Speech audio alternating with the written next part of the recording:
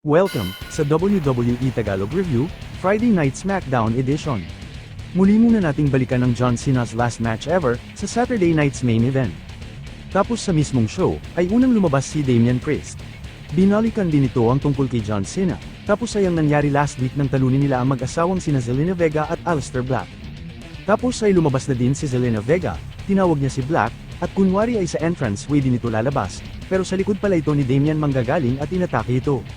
Nagpatuloy ang bugbugan sa labas ng ring, tapos ay naglabas ng lamesa si Damian, pero habang inaayos na ito'y pinalo siya ng upuan ni Black sa likod, tapos ay isang double knee attack ni Black kay Priest sa mesa, at doon na natapos ang eksena.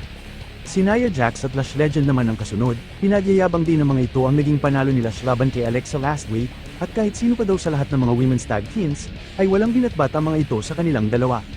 Pinagpatuloy ni Aleister Black ang pag-atake nito kay Damian Priest sa backstage. Pagkatapos niya na yung women's tag team match ng Kabuki Warriors vs Jax and Legend, at dito ay pinatunayan nga ng dalawang dambuhala na wala ngang panama sa kanila kahit pa ang mismong tag team champions, matapos nila itong talunin after ng isang magandang match, Hill vs Hill ito, pero ang Kabuki Warriors ang parang nag-act as babyface, o fan favorite. Pagkatapos ng match, ay mabilis na tumatakbo papunta sa ring sina Charlotte at Alexa para sugurin ng dalawa na sina Jax at Lash, pero nang patalo na sana mula sa top rope si Alexa para sa Twisted Bliss, ay biglang hinila ni Nia ang kakampi nito for the save, habang nasa gilid lang at hindi na nakialam pa sa kanila ang tag champs, sa huli ay ang Charlexa ang nag-stand tall sa kanila. Next ay si Julia, at gusto daw niya na mabawi kay Chelsea Green ang US Women's title. Tapos ay video recorded ng pagpunta ni Nick Aldis sa bahay ni Drew McIntyre, at nakipagdilito na pag bumalik na siya sa SmackDown, ay dapat mag-public apology din muna siya sa isang referee, na sinaktan niya kaya ito nasuspinde, at magkakaroon sila ni Cody ng championship match. Pero hindi basta-basta pumayag si Drew, kailangan daw ay magkaroon muna sila ng isa pang kasunduan, at ito ay kapag oras na dumikit kahit konti lang ang kamay ni Cody sa kanya, bago ang title match nila ay dapat bawiin nila ang WWE Championship kay Cody, at pumayag naman si Aldis. At nang okay na sana ang lahat, ay biglang nakita ni Drew sa telepono nito sa CCTV, na nasa labas na pala ng bahay niya si Cody at ito ay ikinagalit niya. Sinabihan nito si Aldis na ayusin na ito kagad kung hindi ay siya ang aayos nito. Pinuntahan nga niya si Cody para pigilan pero masyado itong nagpupumilit makalapit kay McIntyre, hanggang sa nagkagulo na nga silang lahat, pati ang kuha ng CCTV ay nagulo na. Pagkatapos na naibalik na tayo sa arena, sabi ni Aldis ay hindi na niya saklaw ang ginawa ni Cody at bahala na ang mga otoridad tungkol dito, habang nagsasalita siya ay biglang pumasok si The Miz, at gusto daw nito ng wrestling match laban kay Joe Hendry, at ito nga ay ini-schedule ni Aldis next week, tapos bago makaalis si Miz ay niloko pa muna ito ni R-Truth. Tapos ay ang Julia vs Alba Fire, sa match na ito, ay syempre mas lamang si Julia at pagkatapos ng ilang minuto ay siya nga ang nanalo sa match, sunod ay ang The Wyatt Six, na may mensahe sa MFT bago ang kanilang WWE Tag Team Championship match mamaya. Next, ay si Cody Rhodes, at habang nagsasalita siya ay agad namang dumating si Nick Aldis. Sinabi nito na dahil sa ginawa niya, ay pinatunayan lamang niya ang sinasabi ni Drew McIntyre na unsafe working environment nga ang SmackDown, at kapag nagawa na ni Drew ang mga kondisyon ni Aldis para tuluyan na itong makabalik sa SmackDown, ay hindi na siya pwedeng galawin ni Cody, kung hindi ay tatanggalin sa kanya ang kanyang WWE Championship.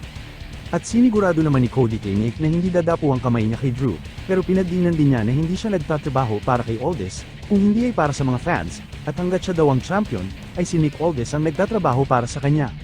Next, ay backstage segment nila Ilya at Carmelo, pinasalamatan ni Dragunov si Melo sa pagtulong niya sa kanya last week, at sabi naman ni Carmelo na hindi lang si Ilya ang may problema sa DIY kundi pati siya din, tapos dumating ng Fraxium, sinabi nila na pati sa kanila ay may atraso din ng DIY.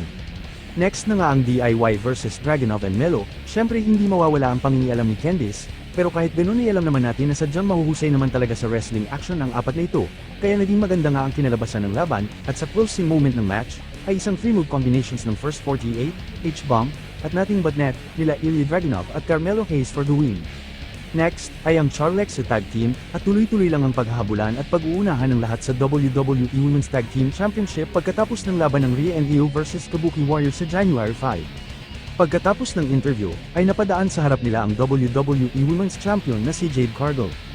Pero parang iniwasan lang ito ng tingin ni Charlotte, habang si Alexa naman ay titig na titig dito, tapos ay si Cargill naman ang hinabol ni Jackie para interviewin, at habang nagsasalita si Cargill ay bigla na lang itong hinampas ng kendo stick ni Michin sa likod, para sa akin ay parang medyo bitin pa ang pagganti ni Michin dito, dahil nakaisang palo pa lang siya kay Jade, ay nandoon na kaagad ang mga umaawat sa kanila. Pagkatapos niyan, ay si Solo Sikoa na ang kasunod, at habang naglalakad dito papunta sa loob ng arena, ay nagsasalita siya tungkol sa Wyatt Six, at hindi daw siya nakikipaglaro sa mga ito.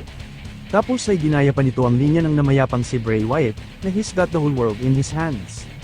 So diretso na nga tayo sa ating main event WWE Tag Team Championship match, na MFT vs The Wyatt Sigs. Ilang minutong ang pinagpalit-palitang bubugi nila Tong Dalowa at JC Mateo si Dexter Lumis, hanggang sa nakapagtag din ito kay Joe Gacy, at nang tatapusin na sana ng The Wyatts ang laban sa pamamagitan ng suplex powerbomb combination at ng splash, ay napigilan ni Tong Dalowa ang 3 count ng referee.